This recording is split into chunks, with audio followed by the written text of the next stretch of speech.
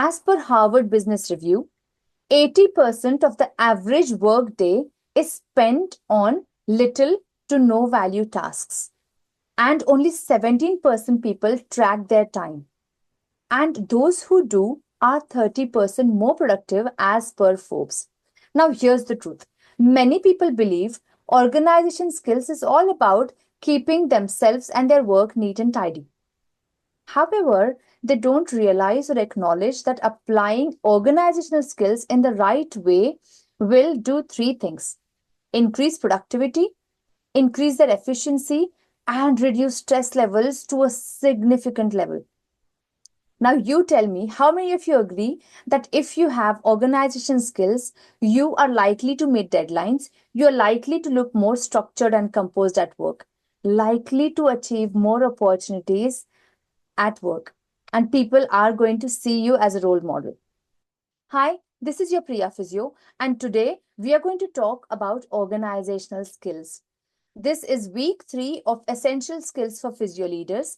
But before we go ahead, if you haven't already subscribed to my channel, please subscribe now and hit the bell icon so you get live updates of when my videos are posted next. So let's dive in. So we are going to focus on 5 things. 3 key pillars of organization skills: assigning priorities, planning effectively, and time management. So these are the 3 key pillars. And we are also going to look into the tools and apps for better organization. So as you've already seen, the 3 key pillars are assigning priorities, planning, and time management. So let's see how can you assign priorities, and if there's anything that can help you with that. If you have a tool that helps you, it will make your life easier. And that's exactly what I'm going to do today. This is Eisenhower Urgent and Important Matrix. It has 4 quadrants: quadrant 1, quadrant 2, quadrant 3, and quadrant 4. On this side, you have important and not important. And at the top, you have urgent and not urgent. If you look at quadrant 1, this is the one which is urgent and important. Number 2, it's not urgent, but it's important. Number 3, it's not important, but it's urgent. And number 4, it's neither important nor urgent. So how do we proceed with this? Make 4 quadrants and write it exactly the way it shows on the screen right now. What are your urgent tasks? Urgent tasks are something that you have to do now.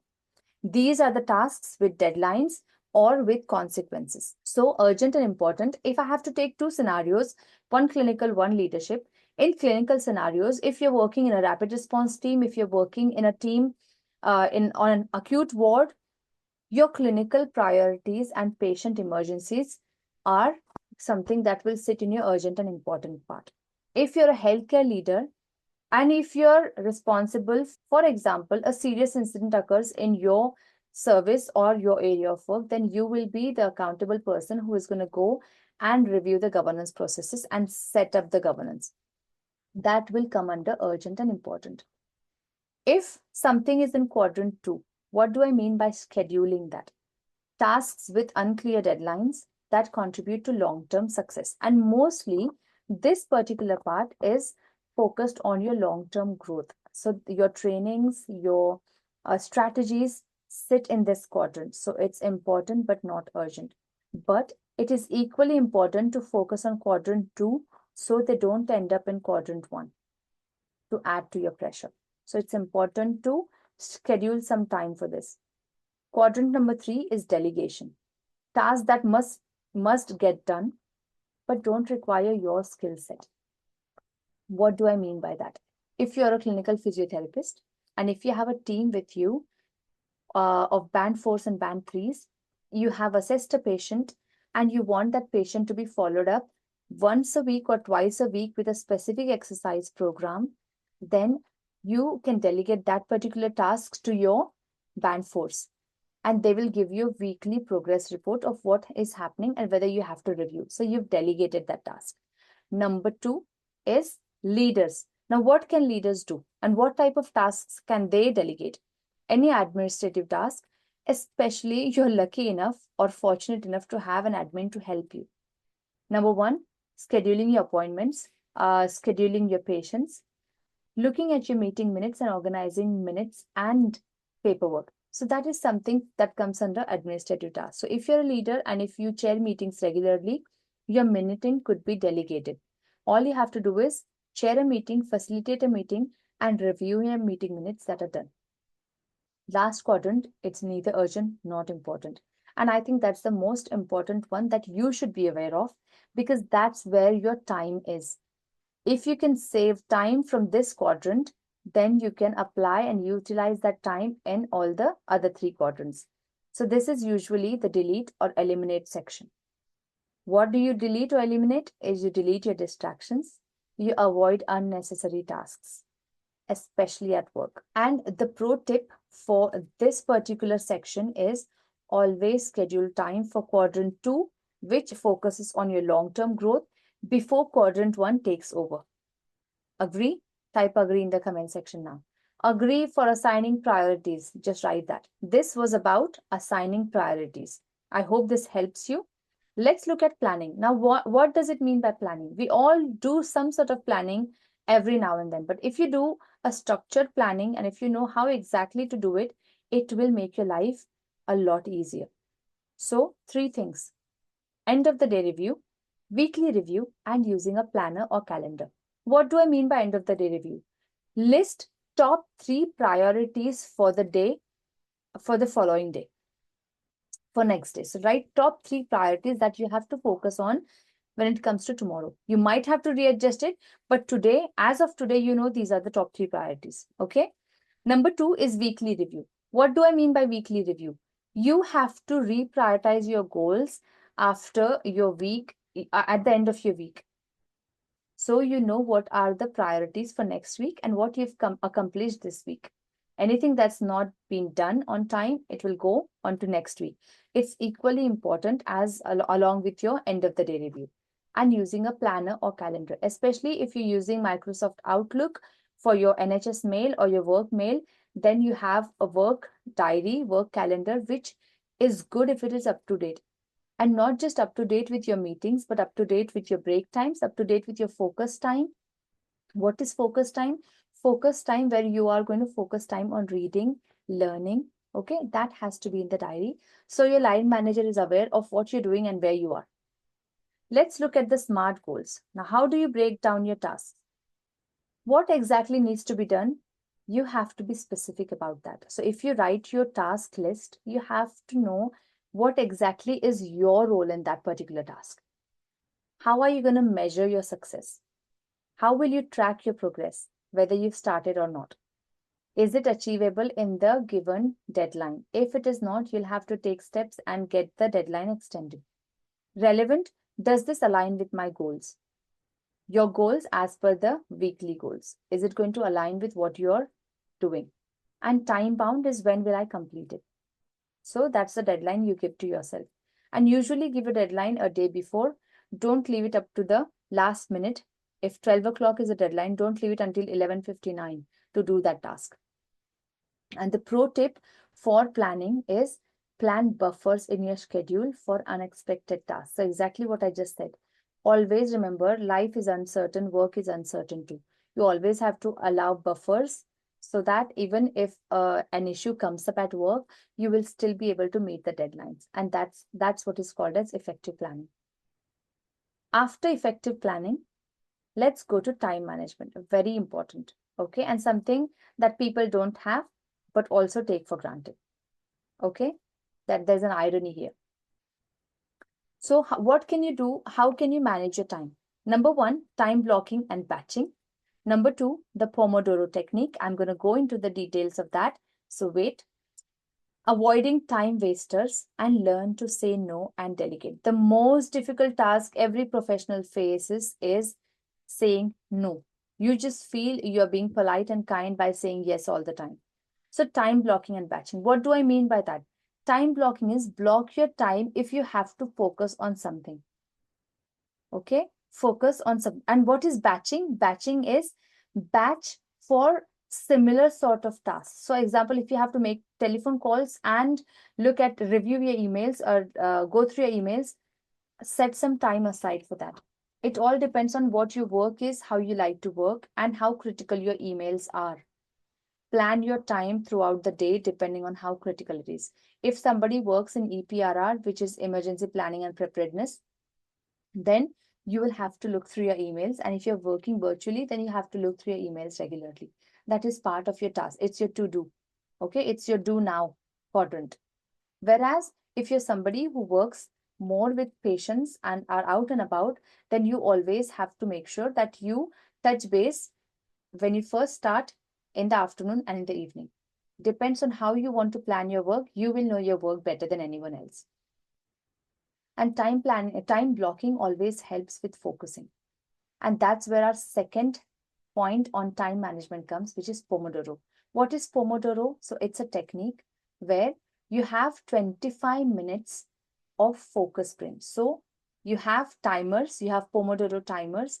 You can use them, or you can use apps or normal stopwatch on your mobiles. Set a reminder for 25 minutes or a timer for 25 minutes and focus on that one thing that you wanted to work on without any distractions. You're not going to look at your emails. You're not going to look at your answering your phone calls. Your mobile phone is on silent during that time. Okay. So 25-minute focus sprints and 5 minutes break. Next, after 4 cycles of your focus sprints, then you take a longer break. That longer break could be doing something else, or it could be your lunch break. Okay. It depends on how you want to do it, but this is what you do, especially when you're focusing on something in the office. Now, this is not something that you will utilize if you're assessing your patients, because we know patient assessments and follow-ups take longer than that. So your focus sprints are for the work that you've scheduled, the meeting or the reports that you have to highlight. And this comes into play more if you're working as a healthcare leader. So this is a Pomodoro technique. Let's revise. 25-minute focus sprints, then take a 5 minutes break. Complete 4 cycles, which takes you up to 2 hours, and then you take a longer break. A longer break doesn't always mean you have to go on a lunch break or go chit-chatting. A longer break is something where you do a different type of task. So go and review your emails, go and answer some calls, make some phone calls. That is what could be your longer break. Right. So after Pomodoro, avoiding time wasters, limit distractions. I always say this is the biggest distraction nowadays. Okay. So limit distractions by constantly scrolling on social media. And a 2 minute rule. If you can answer or respond to something within 2 minutes or in less than 2 minutes, then do it now. If it takes longer than 2 minutes, then leave it for later and plan it. That is a 2 minute rule. And if you apply that rule, there will be so many emails that you think I'll reply, you read and you forget. And you actually forget about them. And learn to say no. The most difficult task. Is this the best use of my time? No, don't do it. Delete it or delegate it. And what are the tools and apps for better organization? Calendars, we have already spoken about them. OneNote. And calendars doesn't always mean just your meetings. Calendars means you will schedule and write down when you're going to have a break, when you're going to schedule some time for focused work, learning. Everything should be in there. So your team is well informed about where you are, where you're spending your time, as well as you're more organized. OneNote. If you don't know OneNote and you haven't already come across this, please start using it. It's a form of application where you are taking notes and saving things. So you can have sections. So if somebody was working on more than one programs, especially for healthcare leaders, you'll have your sections of what all programs and work streams you're responsible for. Under that, you can have subsections and pages where you write down about that particular topic in that particular work stream. So it's extremely helpful. It helps you keep your notes. You can save your emails, pull your emails and save there. Of course, patient confidentiality is utmost important. So don't save something that is confidential. But your emails that you have to go and review, your documents that you can put in there, even your Microsoft Excel sheets can be used, and your planners could be there. So you can plan it in Excel sheet, save it there. Every time you type something in there, it opens up as an Excel, and then it saves in your OneNote. So it's extremely useful. And there are several videos on YouTube to show how you can efficiently use your OneNote. So if you haven't already used OneNote, start using it now. We've talked about Pomodoro technique. Remember, there are timers that you can buy on Amazon or online or in your shops. or you can have apps for Pomodoro. So you set your timer for 25 minutes, work on that particular task, and when the alarm goes off, you review, you take your break, and you start again. Okay. And project management tools. There are lots of project management tools. If you're somebody who works in projects, your organization will have those tools ready for you. So you don't have to think about them, and you don't have to purchase an expensive one, especially if you're just using it to get used to organization skills and project management. Okay. So this is what we've learned today. So what did we learn today? Quick revision time, assigning priorities, planning effectively, and time management. So we've looked at the 4 quadrants. Let me stop sharing right now. Okay, so we've looked at 4 quadrants in Eisenhower matrix, which is for urgent and important tasks. So quadrant 1 is where you have to focus on doing your activities or doing your tasks immediately. You have to do it now. Quadrant 2 is your long-term growth and training part, where you can schedule your time. Quadrant 3 is where you can delegate, which doesn't specifically require your skill set. You can delegate those tasks, but still be accountable. Delegation doesn't mean you delegate and forget. Delegation means you delegate and you're still accountable. And last one is your quadrant 4, which you can use and be aware of to minimize your distractions. And that is where your time is. If you're struggling with time, look at your quadrant 4 and list things down. And then you know where you're spending your time throughout the day. Right. So this is organization skills. Also, planning is equally important, because what's the point of climbing a mountain right to the top and realizing that you climbed the wrong one? If you have enjoyed this video, let me know in the comments if this was useful and whether you'll be applying this at work. This is your Priya Physio signing off for now. But if you haven't already subscribed, please subscribe now and hit the bell icon so you can get live updates of when my videos are posted next. And if you already don't follow me on social media profiles, social media platforms, do it now. I am running a weekly theme of essential skills for physios, and it goes on all my social media platforms. Let's see who's the first one to know what is week 4's theme. See you. Bye.